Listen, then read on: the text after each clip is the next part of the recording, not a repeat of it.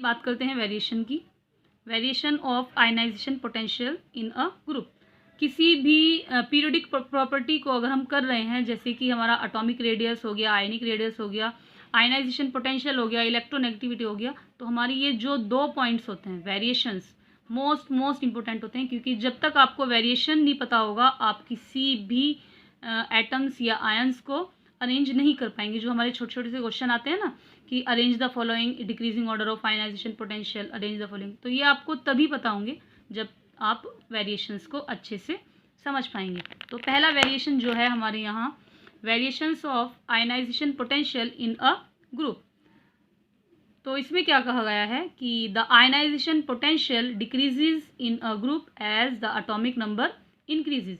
यानी कि जैसे जैसे हम किसी ग्रुप में आगे बढ़ते हैं हमारा आयनाइजेशन पोटेंशियल डिक्रीज होता है और एटॉमिक नंबर इंक्रीज होता है। यानी कि सपोज करो हम इस ग्रुप की बात कर रहे हैं, लिथियम, सोडियम, पोटाशियम, रुबिडियम, तो लिथियम के लिए जो आयनाइजेशन पोटेंशियल होगा वो ज़्यादा होगा, सोडियम के लिए लिथियम से कम होगा बट पोटाशियम से ज़्यादा होगा, विच मीन्स कि किसी ग्रुप में नीचे आने पर आयनाइजेशन पोटेंशियल की वैल्यू डिक्रीज होती है।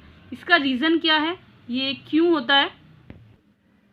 तो स्टूडेंट्स ये तो आप जानते ही होंगे कि जब हम किसी ग्रुप में नीचे की ओर आते हैं यानी कि आगे बढ़ते हैं, तो जैसे जैसे एटॉमिक नंबर इंक्रीज होता है हमारा जो एटम का साइज है वो इंक्रीज होता जाता है, यानी कि नंबर ऑफ शेल्स इंक्रीज होते जाते हैं। अब ये बात नंबर ऑफ शेल्स इंक्रीज होते हैं या हमारा आउटर मोस्ट शेल का इलेक्ट्रॉन अगर न्यूक्लियस से दूर होता है तो अट्रैक्शन ऑफ फोर्स क्या हो जाता है, वीक पड़ जाता है, जिस वजह से हमारा जो इलेक्ट्रॉन है वो इजीली रिमूव हो जाता है, यानी कि उसके लिए हमें कम एनर्जी की ज़रूरत होती है। ठीक है, तो इसी तरीके से हमारा किसी भी ग्रुप के फर्स्ट एलिमेंट का आयनाइजेशन पोटेंशियल ज़्यादा होगा in comparison to second element. ठीक है, समझ में आ गया होगा। सेकेंड पॉइंट की बात करते हैं। सेकेंड है variation of ionisation potential in a period. ठीक है, इसमें क्या कहा गया है, the ionisation potential increases in a period as the atomic number increases. यानी कि किसी भी पीरियड में आगे बढ़ेंगे जैसे जैसे उसका एटॉमिक नंबर इंक्रीज होगा हमारा जो आयनाइजेशन पोटेंशियल है उसकी वैल्यू भी इंक्रीज होगी। ये क्यों होता है, इसका रीज़न क्या है वो भी मैं आपको बता दूं। इसका रीज़न ये है कि जब हम किसी पीरियड में आगे बढ़ते हैं तो जैसे जैसे एटॉमिक नंबर इंक्रीज होता है हमारा न्यूक्लियर का अट्रैक्शन ऑफ फोर्स जो होता है वो इंक्रीज होता जाता है। तो न्यूक्लियस का अगर अट्रैक्शन ऑफ फोर्स इंक्रीज होगा तो हमारा जो एटम का साइज़ है वो डिक्रीज होता जाएगा, यानी कि थोड़ा सा सिकुड़, जिसको हम सिकुड़ना बोलते हैं कि हमारा एटम जो है वो थोड़ा सा उसका साइज़ कम होता जाता है। तो एटॉमिक साइज़ डिक्रीज होने के कारण, या हम ये बोल सकते हैं कि अट्रैक्शन ऑफ फोर्स इंक्रीज होने के कारण किसी भी इलेक्ट्रॉन को रिमूव कराने के लिए आयनाइजेशन पोटेंशियल की जो वैल्यू होगी वो ज़्यादा होगी। ठीक है, बट इसमें एक एक्सेप्शन है वो मैं आपको बता देती हूँ। चलिए बात करते हैं पीरियड की। तो यहाँ पे मैंने एलिमेंट्स जो लिए हैं एक ही पीरियड के एलिमेंट्स हैं, lithium, beryllium, boron, carbon, nitrogen, oxygen. Lithium का एटॉमिक नंबर 3, बेरिलियम का 4 और इसी वे में आगे। तो यहाँ पर हम देख सकते हैं कि लिथियम के लिए जो आयनाइजेशन पोटेंशियल है 5.4, बेरिलियम के लिए 9.3, बोरोन के लिए 8.3, कार्बन के लिए 11.2, नाइट्रोजन के लिए 14.5 एंड ऑक्सीजन के लिए 13.6। अब आपको यहाँ पे दिख रहा होगा कि ये जो दो हमारे एलिमेंट आए हैं इनके लिए जो आयनाइजेशन पोटेंशियल की वैल्यू है वो जो हमने एक्सपेक्ट की थी उससे ज़्यादा है। क्यों है, देखिए स्टूडेंट्स, इनका जो एटॉमिक नंबर है 4 है और इसका इलेक्ट्रॉनिक कॉन्फ़िगरेशन क्या हो गया हमारा 1s2 2s2, यानी कि हमारा जो s शेल है या s सब शेल है वो कंप्लीट है।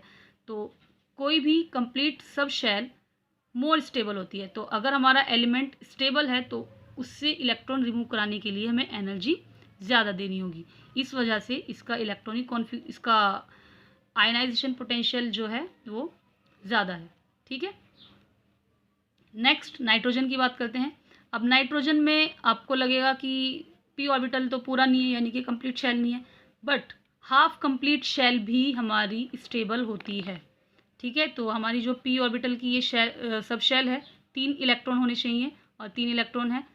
उसके बाद हमारी स्पिन स्टार्ट होती है, बट फिलहाल हमारी जो पी ऑर्बिटल की शेल है वो हाफ कंप्लीट है, तो हाफ कंप्लीटेड शेल भी हमारी स्टेबल होती है। इसी वजह से यहाँ पर नाइट्रोजन का आयनाइजेशन पोटेंशियल ज़्यादा है, किससे? ऑक्सीजन से। ठीक है, तो चलिए अब इस फैक्ट को यूज़ करते हुए अपना एक क्वेश्चन करते हैं। छोटा सा क्वेश्चन है। तो क्वेश्चन है, arrange phosphorus sulphur chlorine in order of increasing ionisation potential, which means कि हमें फॉस्फोरस सल्फर क्लोरीन को आयनाइजेशन पोटेंशियल के बढ़ते हुए क्रम में अरेंज करना है। तो अब आपको लगेगा कि हमारा सिंपल सा क्वेश्चन है, एक ही पीरियड के एलिमेंट हैं, तो इजीली फॉस्फोरस फिर सल्फर एंड फिर क्लोरीन, इस वे में हमारा आयनाइजेशन पोटेंशियल इंक्रीजिंग ऑर्डर में आएगा। बट ऐसा नहीं है। क्यों? क्योंकि अभी मैंने आपको बताया फॉस्फोरस का जो एटॉमिक नंबर है 15 है और इसका आउटर मोस्ट शेल का इलेक्ट्रॉनिक कॉन्फ़िगरेशन क्या है? p3, यानी कि 3p3।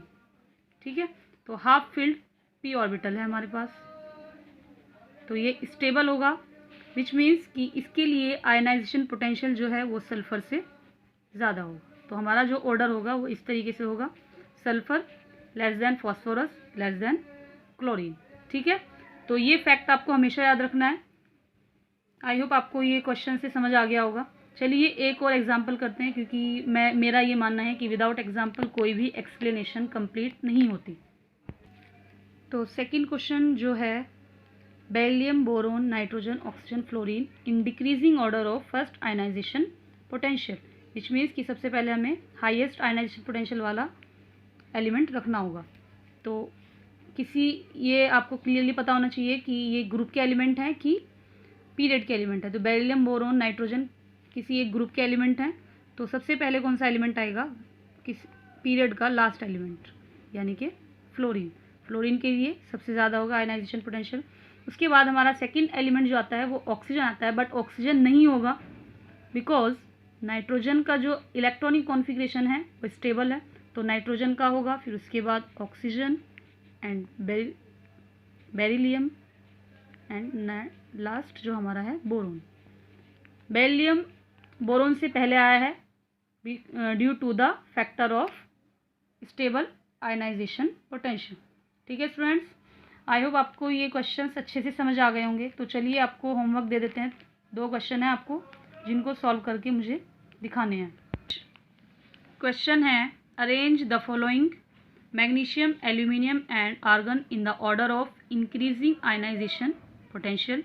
सेकेंड है, sodium, magnesium, aluminium in order of decreasing ionisation potential. इन दोनों क्वेश्चन को आपको सॉल्व करते हुए जो मैंने एक्सेप्शन या फैक्ट बताया था वो याद ध्यान में रखना है। उसके बाद इन दोनों का सॉल्यूशन मुझे दिखाना है। आई होप आपको ये टॉपिक अच्छे से क्लियर हो गया होगा। फिर भी अगर कोई किसी को कन्फ्यूज़न हो या कोई डाउट हो तो मुझसे पूछ लेना। तब कल फिर कोई और टॉपिक लेके आऊँगी मैं। तब तक के लिए goodbye and take care.